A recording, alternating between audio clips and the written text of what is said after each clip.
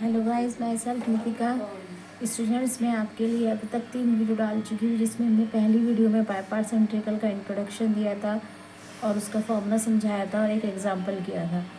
आगे की 2 वीडियोस में हमने दो क्वेश्चंस किए थे जो हमारे बोर्ड में आए हुए क्वेश्चन हैं। आज हम एक और क्वेश्चंस करते हैं अभी बाय पार्ट्स इंटीग्रल पर ही, जो हमारे बोर्ड पे आए हुए हैं। चलिए स्टार्ट करते हैं। देखिए, मेरा पहला क्वेश्चन है आज e की power x 1 plus sine x upon 1 plus cos x D x. ठीक, हमने कल भी ये क्वेश्चंस किए थे। हमने एक इंटीग्रल फॉर्म बताई थी आपको, रिवीजन दे देते हैं हम कल वाला। हमने एक इंटीग्रल फॉर्म बताई थी आपको, e की power x F x plus F dash x. अगर इस फॉर्म में मेरा क्वेश्चन है तो उसका डायरेक्ट रिजल्ट क्या आता है इंटीग्रल में, यानी सॉरी आंसर क्या आता है उसका, e की पावर x एफ एक्स। उसका डायरेक्ट रिजल्ट ये आता है। तो हम देख रहे हैं कि हम अपना हमें जो क्वेश्चन की हुई है वो e की power x 1 plus sine x upon 1 plus cos x लिखा हुआ है। तो क्या ये क्वेश्चन हमारा इस फॉर्म्स में बन सकता है? चलिए देखते हैं कैसे बनता है। तो हम लिखते हैं सॉल्यूशन इंटीग्रल ऑफ e की power x 1 plus sine x upon 1 plus cos x.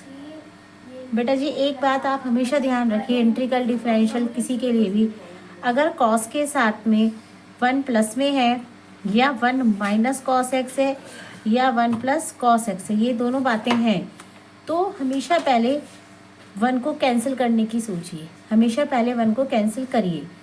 ठीक, इससे हमारा जो क्वेश्चन है वो और भी इजी हो सकता है, बन जाता है। हो क्या सकता है, बन जाता है बड़े आराम से। अगर हम कॉस के साथ में 1 प्लस में है या कॉस के साथ में 1 माइनस में ऐसे हो रहा है, तो पहले 1 को कैंसिल कीजिए। तो कैसे करते हैं, देखिए हम यहाँ अप्लाई करेंगे cos 2x का फॉर्मूला। cos 2x का फॉर्मूला आप क्या जानते हैं, 2 cos स्क्वायर एक्स माइनस 1। एक जानते हैं 1 माइनस के 2 साइन स्क्वायर एक्स। मैं ये नहीं कह रही कि आप इन्हें याद करें, जब प्रैक्टिस करते रहेंगे तो आप अपने आप याद कर लेंगे कि कौन सा प्लस है तो कौन सा फॉर्मूला लगाते हैं, माइनस है तो कौन सा फॉर्मूला लगाते हैं कॉस का। जब यहाँ पे प्लस है तो लगाते हैं कॉस का फॉर्मूला, जब माइनस है तो लगाते हैं साइन का फॉर्मूला।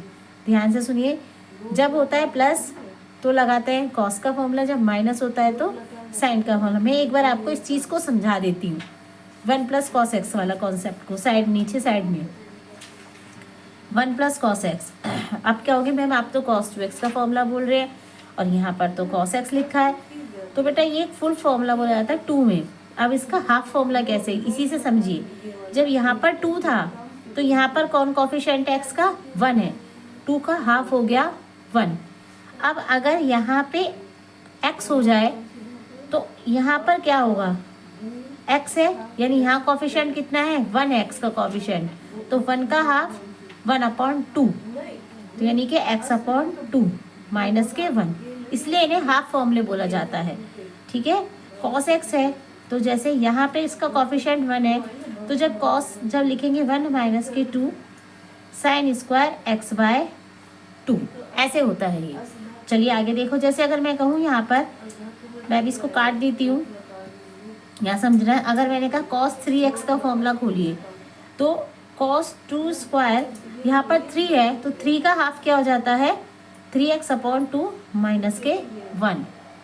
जैसे लिखा है cos 6x, इसका फॉर्मूला खोलिए, cos 6x का साइन की फॉर्म में कहूँ या cos की फॉर्म में कहूँ तो क्या हो जाएगा, ये 2 cos 6 का हाफ कितना हो जाएगा 3x माइनस 1। तो हम इस तरीके से क्वेश्चंस, इस तरीके से हम इन फॉर्मूलों को क्या करते हैं, खोलकर अप्लाई करते हैं। फिर से समझाती हूँ, क्वेश्चन तो हमारा यही है बाय पार्ट्स इंटीग्रल का, लेकिन इसमें कुछ बातें ये वाली आई हुई हैं कॉस की, 1 plus cos x 1 minus cos इस क्वेश्चन में, तो उससे हमने कुछ ये एक्स्ट्रा चीज़ भी पढ़ ली है साथ में। अभी हमने क्वेश्चन नहीं समझाया, अभी सिर्फ हमारे पास जो इस क्वेश्चन का डिनोमिनेटर था, यानी कि जो हिंदी में कहें तो जो हर था, सिर्फ हमने उसे समझाया है कि अगर आपका कहीं पर भी 1 प्लस कॉस एक्स लिखा मिले या 1 माइनस कॉस एक्स लिखा मिले, तो आप सबसे पहले 1 को कैंसिल कीजिए। तो 1 को कैंसिल कैसे करते हैं वो मैंने यहाँ पे एक्स्ट्रा में समझाया है आपको। अगर cos 2x का फॉर्मूला होता है 2 cos square x minus 1, cos का ही फॉर्मूला होता है साइन का 1 माइनस के 2 साइन स्क्वायर एक्स। तो मैं ये समझाने की कोशिश करूँ कि इसे फुल फॉर्मूला कहते हैं। यहाँ पर 2 होता है एक्स का कॉफिशिएंट, तो अंदर जब लिखते हैं तो 1 हो जाता है, हाफ। अब अगर बाहर 1 है, कॉफिशिएंट तो अंदर होगा, तो क्या हो जाएगा 1 का हाफ 1/2।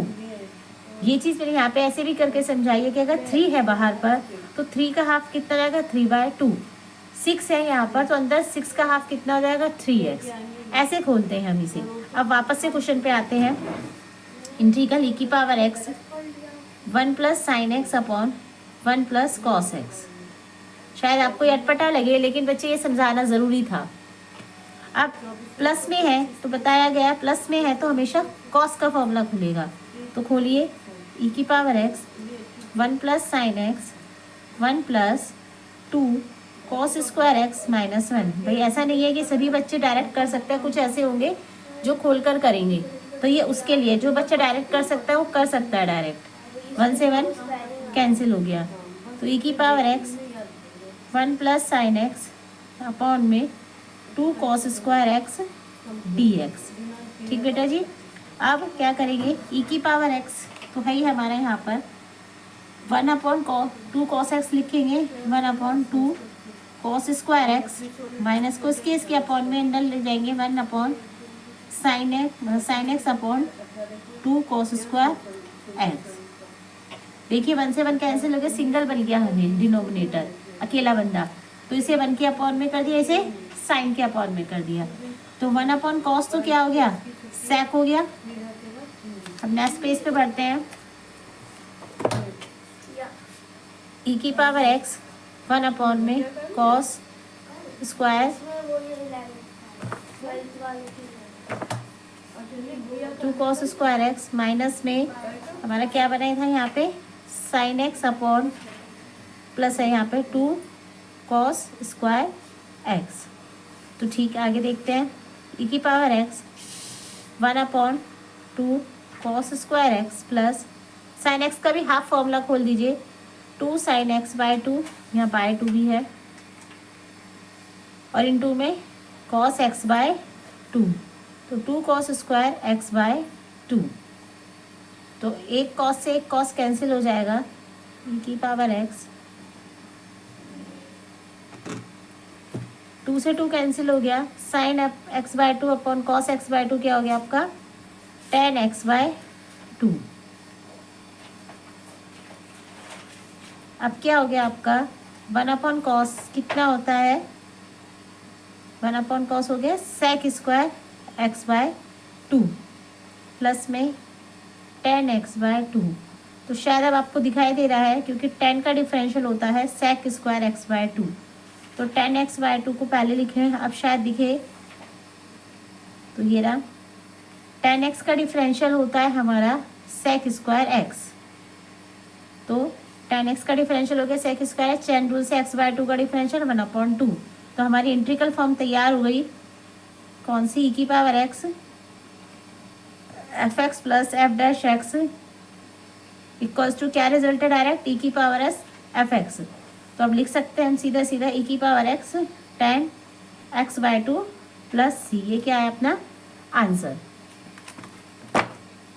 यहाँ सॉरी हम x/2 लगाना भूल गए थे, इधर हम x/2 लगाते हैं। ठीक, ये हमारा एक क्वेश्चन कंप्लीट हो गया। अब हम दूसरा क्वेश्चन करते हैं।